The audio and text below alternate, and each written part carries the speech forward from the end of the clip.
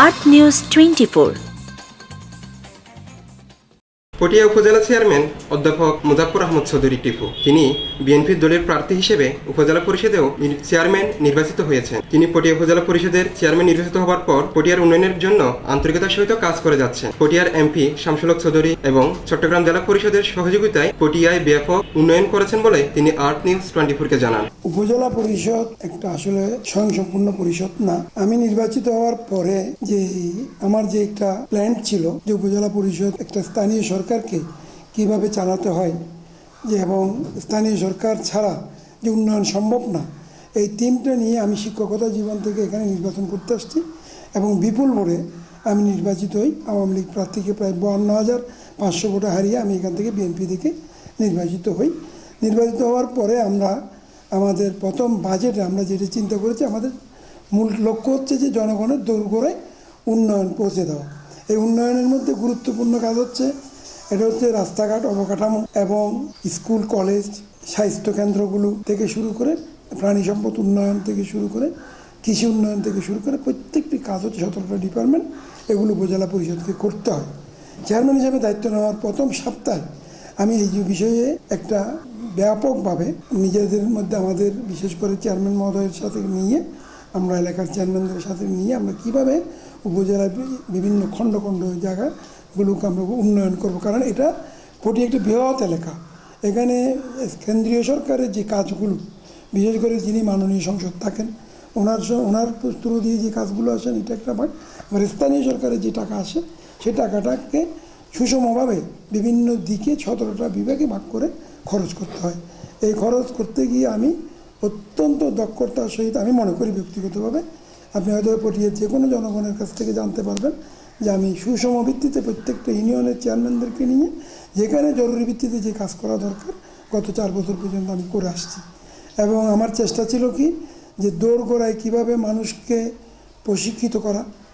আমরা সেলাই মেশিন, মনে করেন নারী উন্নয়ন ফোরাম, মনে করেন যে হাঁস মুরগি পালন, যে গরুর উন্নত জাত সৃষ্টি করা, তারপর কৃষি বিষমুক্ত সবজি চাষ এবং গ্রীষ্মকালে টমেটো চাষ, এই জাতীয় অনেক ইনোভেটিং কাজ আমি করেছি।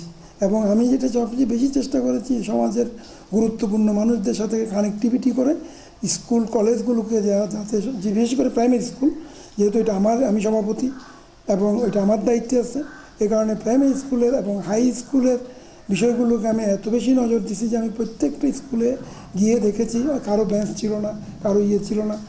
সরকারিভাবে বিভিন্ন প্রণোদনা দেওয়ার সত্ত্বেও আমাদের শিক্ষা ব্যবস্থাতে অনেক এখনও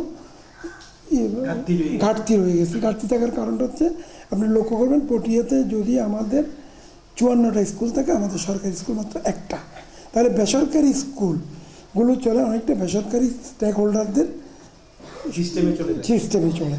তো আমাদের যারা সভাপতি হিসেবে নির্বাচিত হন এলাকার গুরুত্বপূর্ণ মানুষ, তাদেরকে মোটিভেট করে আছে স্কুলগুলোকে অনেকটা উত্তর উপর এগিয়ে নিতে হয়। সরকার ভবন দিচ্ছে, সরকার দিচ্ছে, মাননীয় এমপি মহোদয় যারা থাকেন যে সময় যিনি থাকেন সুন্দর করে ভবন দিচ্ছে, শিক্ষকের বেতন সরকার দিচ্ছে, কিন্তু যে পূর্ণাঙ্গ যে সুবিধা এই সুবিধা এখনও পর্যন্ত দেওয়ার মতো আমাদের সরকারেরও নেই, আবার স্থানীয় সরকারেরও নেই। এর কারণে আমরা লোকাল মানুষদেরকে মোটিভেট করে শিক্ষাকে আমরা একটা পর্যায়ে নিয়ে এসেছি। তো এটা একটা দিক। অবকাঠামোর দিক দিয়ে বড় বড় রাস্তাগুলো কেন্দ্রীয় সরকার করে, স্থানীয় সরকার হিসেবে চেয়ারম্যান মহোদয়রা তাদের কাজগুলো করে, তাদের সাথে আমরা সমন্বিত করে মোটামুটি আমি মনে করি পটিয়ার প্রায় ইতিমধ্যে আমরা 24 কোটি টাকার কাজ সম্পন্ন করেছি। তো এই 24 কোটি টাকার কাজ আমরা স্যানিটেশন, পানি ব্যবহার, ডিপ টিউবওয়েল, ওয়াটার সিস্টেম থেকে শুরু করে একেবারে আপনার যেগুলো কী বলে এই ল্যাট্রিন থেকে শুরু করে অনেক কাজ আমরা ইনশাআল্লাহ উপজেলা ইতিমধ্যে সম্পূর্ণ করেছি। তবে প্রক্রিয়াধীন হচ্ছে আসলে উপজেলা বিশাল একটা এরিয়া।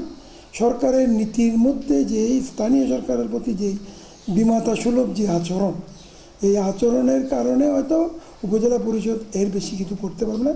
পটিয়াতে এই মুহূর্তে 100 কোটি টাকা দরকার, কিন্তু আমাদের 5 বছরের বাজেটে হয়তো সোর্সটা কি জমির ট্যাক্স থেকে যে টাকাটা পাওয়া যায়, হাট বাজার থেকে যে টাকাটা পাওয়া যায়, সে টাকায় আমরা খরচ করতে পারি, আমাদের নিজস্ব ইনকাম। আর সরকার সারা বছরে মিলে হয়তো 60-70 লাখ টাকা একটা এডিপি বরাদ্দ, বার্ষিক উন্নয়ন বরাদ্দ দেন। এই বছর 1 কোটি টাকা দিচ্ছেন, সেটাও আমরা কাজে লাগাই। তাই আসলে ধরেন আপনি যদি কচু ইউনিয়নকে ধরেন, ওখানে কাঁচা রাস্তায় হবে মনে করেন 16 থেকে 17টা। তো এইগুলোর জন্য মনে করেন আপনার কাজ করতে হলে আমাদের অনেক টাকার প্রয়োজন। অনেক মানে অর্থাৎ স্থানীয়ভাবে কালেকশন করার জন্য সুযোগ দিলে হতো। যেমন মনে করেন আমাদের যে ট্যাক্স ব্যবস্থা, আমরা এখন 1% টাকা পাচ্ছি কোত্থেকে? জমি রেজিস্ট্রি থেকে। হ্যাঁ, সূচ্যকর থেকে আমরা 1% পাচ্ছি।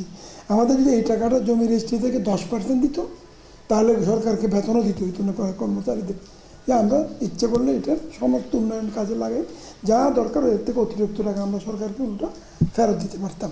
যেগুলো উন্নত বিশ্বে যে সমস্ত আপনার দেশগুলো স্থানীয় সরকারের উপর, যেমন ইউএসএ, এই দেশটা কী দিয়ে চলে, এখানে কোনো ফেডারেল গভর্নমেন্ট বলে যে ট্রাম্প, আপনার নাম শুনেন, উনি কিন্তু কেউ না, ওনার সমস্ত উচ্চ হচ্ছে স্থানীয় সরকার।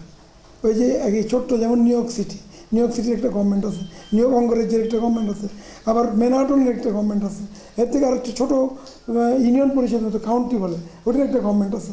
ওরাই টাকা একজনে দিচ্ছে, একজনে দিচ্ছে, ওই টাকা ফেডারেল গভর্নমেন্টে যাচ্ছে। এভাবে যদি হতো তাহলে হয়তো আমাদের দেশের স্থানীয় সরকার থেকে আরও অনেক বেশি কাজ করা যেত। তবে এই সীমিত সম্পদ নিয়ে আমরা অত্যন্ত সুন্দরভাবে পটিয়ার কাজগুলো আমরা করেছি। এই যে আপনি সমস্যার কথা বললেন, এইগুলোকে আপনারা উপর মহলে কখনো আপনারা জানেন? অবশ্যই, যেহেতু এখানে মনে করেন উপজেলা পরিষদের যেই আপনার 59-এ যে সংবিধানের 59-এ যেখানে স্বাধীনভাবে উপজেলা পরিষদ কাজ করতে পারার কথা, হ্যাঁ, সেটাকে এমন মানে রহিত করে উপজেলা পরিষদ করা হয়েছে। তো স্বাভাবিকভাবে মাননীয় এমপি যিনিই থাকবেন, যে দলেরই থাকবেন, তিনি থাকবেন উপদেষ্টা। এবং স্বাভাবিকভাবে এই জিনিসটার কারণে অনেক সময় দেখা যাচ্ছে কি যে কোনো একটা প্রতিষ্ঠান যখন স্বাধীনভাবে মুভ করতে পারে না, এটা তো অহরহ আলোচনা হচ্ছে। যেমন আমাদের যে স্থানীয় সরকার বিশেষজ্ঞ তোফাইল সাহেব, ওনার একটা ফর্ম দেওয়া আছে, বিভিন্ন এনজিওগুলোর দেওয়া আছে যে উপজেলা পরিষদকে স্বাধীন একটা সরকারের মতো করে তাদেরকে অন্তত 41টা ডিপার্টমেন্ট, যেটা বর্তমান মাননীয় প্রধানমন্ত্রী ইতিমধ্যে 29 সালের মধ্যে করবেন, এরকম একটা আশ্বস্ত করেছেন যে 41টা বিভাগ থেকে উপজেলা ট্যাক্স নেবে এবং ওই ট্যাক্স দিয়ে উন্নয়ন করবে এবং এই ট্যাক্স থেকে কেন্দ্রীয় সরকারকে টাকা দিবে। এরকম একটা চিন্তাভাবনা বর্তমান সরকারের আছে। হয়তো সেটা আমাদের দেশে হবে কিনা সেটা আমরা ঠিক বুঝতে পারছি না। জন সরকারি দল থাকলেও মতবিরোধ থাকতে পারে। কেন থাকবে? যে মনে করেন আমি মনে করতেছি এই কাজটা করা অনেক বেশি জরুরি, মাননীয় এমপি মহোদয় মনে করতেছে যে না, এটা থেকে এটা একটু জরুরি। তো এই সমস্ত বিষয়ে টুকটাক সমস্যা তো হবেই, হ্যাঁ। তবে এটা আমরা দুজন একসাথে থেকে ওভারকাম করে সুন্দরভাবে কাজ করেছি। আওয়ামী লীগের সর্বোচ্চ ব্যক্তি হিসেবে মাননীয় এমপি মহোদয় যেভাবে সহায়তা করেছেন, একইভাবে ইউনিয়নের চেয়ারম্যানেরা সর্বোচ্চ সহায়তা করে আমাদের উন্নয়ন কর্মকাণ্ডকে কিন্তু আমরা এগিয়ে নিয়েছি, যেটা পটিয়ার বেলায় একেবারে মানে ভিন্ন একটা কালচার। যে বাংলাদেশে তো নির্বাচন বলে একটা জিনিস এখন নির্বাসিত। আপনি আমাকে প্রশ্ন করতে পারেন পাল্টা, সেটা হচ্ছে আপনি তো নির্বাচিত হয়েছেন, সেটা অনেক সুদূর সময়। তো দিন মানে 14 সাল থেকে আমাদের নির্বাচন ব্যবস্থাটাই আস্তে আস্তে ধ্বংস হয়ে যাচ্ছে। এবং আপনি হয়তো সম্প্রতি জানেন ইউনিয়ন পরিষদ নির্বাচনের পর্যন্ত যে নির্বাচন হতে দেওয়া হয় নাই, বা এটা আমাদের সকল শ্রেণীর মানুষ জানে। 4500 ইউনিয়নে নির্বাচন হয়েছে। খেয়াল করবেন, এখানে বিএনপির টোটাল নির্বাচিত মানুষ হচ্ছে 350 জন।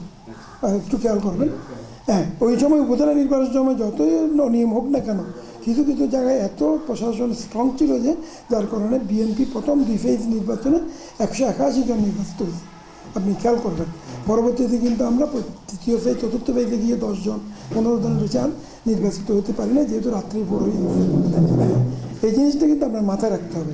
যেমন রুট লেভেলে যখন মানুষ কেমনি নির্বাচিত, সেটা আমি বুঝাই যে রুট লেভেলে এমন কিছু শক্তিশালী মানুষ থাকে যারা টাকা পয়সা খরচ করে বা তাদের অবস্থানগত অবস্থা থেকে শুরু করে এই যে মনে করেন জনগণের ব্যাপক চাপ যেটা থাকে, সেটা দিয়ে হয়তো দেখেন আমি আপনাকে একটা পটিয়া থেকে মনে করেন 3 জন ভিন্ন দল থেকে নির্বাচিত হয়েছেন, মানে বিএনপি থেকে, হ্যাঁ। কিন্তু পাশে আপনি আনোয়ারা একজনও নেই, দেখেন যে সকালবেলা ভোট শেষ হতে পারেনি, কিন্তু ওখানে যোগ্য প্রার্থী ছিল, পরপর 3বার চেয়ারম্যান ছিল, এরকম লোকও ছিল। বোয়ালখালী একজন মাত্র আপনার এখানে আব্দুল মান্নান। আব্দুল মান্নান সে নির্বাচিত হয়েছে, আর কেউ নির্বাচিত হতে পারেনি। রাঙ্গুনিয়া থেকেও হতে পারেনি, রৌদানে তো বোর্ডের প্রশ্ন নেই, কেউ দাঁড়াতেই পারেনি। হ্যাঁ, তো এরকম মিরসরে থেকেও দাঁড়াতেই পারেনি। তো এই ব্যবস্থাটা আমাদের আসলে সামাজিক অবক্ষয়ের শেষ অবস্থায় আমরা চলে আসছি। তারপরে এরপরে আপনার সম্প্রতি খুলনা নির্বাচনে যে ঘটনাটা ঘটছে সেটা যদি আপনি একটু লক্ষ্য করেন, আমি বলবো যে অনেকেই অনেক দোষ দিবে, আমিও ব্যক্তিগতভাবে মনে করি এখানে বিএনপি অনেক বেশি ভালো করে মুভ করা উচিত ছিল। কথাটা হচ্ছে যখন আমি বলতেছি যে ভোট ভালো হচ্ছে না, আপনি নির্বাচন কমিশনার, আপনাকে বললাম যে এই জিনিসটা আপনি একটু আমাকে দেখেন, আপনি আমার কথাটা শুনলেন না, উল্টো আমার উপর আরেকজনকে বসে দিলেন যে ও দেখবে আরেকজনের কথার উপর। তাহলে তো নির্বাচন ব্যবস্থার উপর নির্বাচন কমিশনের কোনো ক্ষমতা নেই। ক্ষমতা সরকারের ইচ্ছের উপরেই নির্বাচন ভালো হবে কি খারাপ হবে সেটা হচ্ছে অনেক বর্তমান সরকারের ইচ্ছের উপর। একটা বড় দল, বৃহত্তর দল, এগুলোতে আপনার কোন্দল থাকবেই। এগুলো আমরা কোন্দল বলি না, এগুলো বলি নেতৃত্বের প্রতিযোগিতা। একজন মানুষ নেতৃত্ব দিবেন, আরেকজন মানুষ নেতা হিসেবে উঠতে চাইবেন বড় দলে, এটা স্বাভাবিক একটা বিষয়।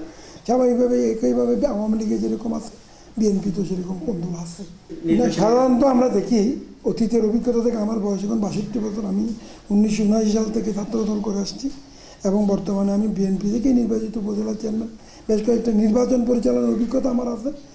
আমি আপনাকে গ্যারান্টি দিয়ে একটা জিনিস বলতে পারি, নির্বাচন শুরু হওয়ার, আমার নির্বাচন আমি বলতে পারবো, নির্বাচন শুরু হওয়ার সাথে সাথে দলের কর্মীরা একজোট হয়ে যায়।